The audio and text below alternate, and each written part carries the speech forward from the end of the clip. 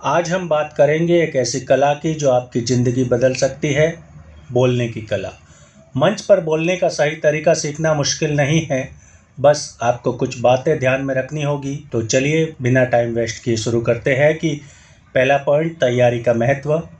मंच पर बोलने से पहले तैयारी करना सबसे ज़रूरी है। अपने विषय को समझें, आप जो बोलने जा रहे हैं उसकी गहराई से जानकारी लें। जब तक जानकारी नहीं होगी तब तक आप ढंग से नहीं बोल सकते। स्क्रिप्ट लिखें, शुरुआत, मुख्य बिंदु और निष्कर्ष को स्पष्ट रूप से लिखें। स्क्रिप्ट लिखना इसलिए ज़रूरी है कि आप इससे क्लियर समझ पाएंगे कि आपको क्या बोलना है। प्रैक्टिस करें, अपने शब्दों को कई बार बोलकर अभ्यास करें। शीशे के सामने खड़े होकर बोलें ताकि आप अपनी बॉडी लैंग्वेज पर ध्यान दे सकें। पॉइंट नंबर 2, शुरुआत में प्रभाव डालें। जब आप मंच पर आते हैं तो शुरुआत आपकी सबसे बड़ी ताकत होती है, इसलिए शुरुआत ज़बरदस्त होनी चाहिए। प्रभावशाली वाक्य कहें, जैसे कि दोस्तों, क्या आपने कभी सोचा है कि एक शब्द आपकी ज़िंदगी बदल सकता है? एक पल आपको बहुत कुछ सिखा सकता है। क्या आप तैयार हैं सीखने के लिए? दर्शकों से जुड़े, उनसे सवाल पूछें या उनकी भावनाओं को छूने वाली बात करें जो उनको आपसे जोड़ने में मदद कर सकती है। पॉइंट नंबर 3, दर्शकों की ज़रूरत को समझें। श्रोताओं को समझना बहुत ज़रूरी है। आपके बोलने का तरीका आपके ऑडियंस के अनुसार होना चाहिए। उम्र और रुचि का ध्यान रखें।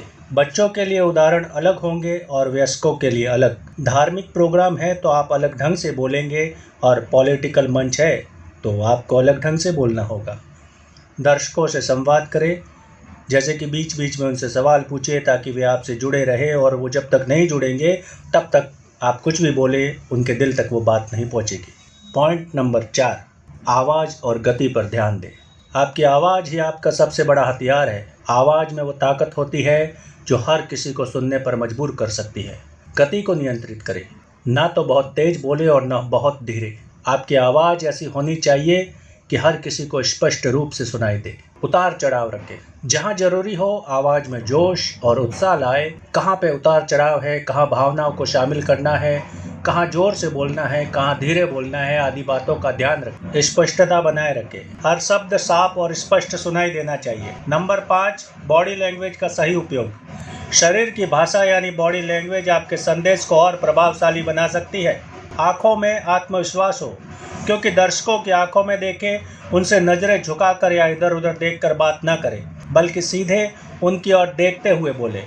हाव भाव का उपयोग करें, हाथों का हल्का मूवमेंट आपके शब्दों को और मजबूत बनाएगा, इसलिए अपने हाथों को बांध कर न रखें। इससे यह साबित होता है कि आप नर्वस हैं। पॉइंट नंबर 6, गलतियों से ना घबराएं। अगर आप मंच पर बोलते हुए कुछ गलती कर दें तो परेशान न हो, शांत रहे। एक गहरी सांस लें और अपनी बात फिर से शुरू करें, या ये कह सकते हैं कि आज वाकई इस प्रोग्राम की भव्यता में मैं इतना खो गया हूँ कि मुझे होश नहीं कि क्या बोलना है। तो चलिए फिर से बात वहीं से शुरू करते हैं।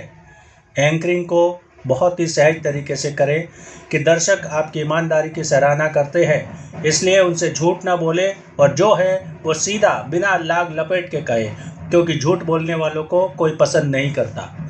अंत प्रभावी बनाए। पॉइंट नंबर 7, कि जब आपकी बात खत्म हो रही हो तो उसे यादगार बनाना बहुत ज़रूरी है। धन्यवाद कहें, दर्शकों को सुनने के लिए धन्यवाद दें, ऑर्केस्ट्रा को धन्यवाद करें, और जो अतिथि या गणमान्य व्यक्ति आए हैं उनका धन्यवाद जरूर करें। और अंत में एक प्रेरणादायक संदेश दे।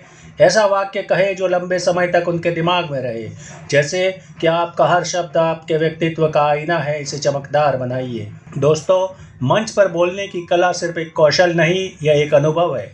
जितना अधिक आप अभ्यास करेंगे उतना आप बेहतर बनेंगे। तो दोस्तों, अगली बार जब भी आपको मंच पर बोलने का मौका मिले, इन बातों को जरूर याद रखें। आत्मविश्वास और तैयारी ही आपके सबसे बड़ी ताकत है।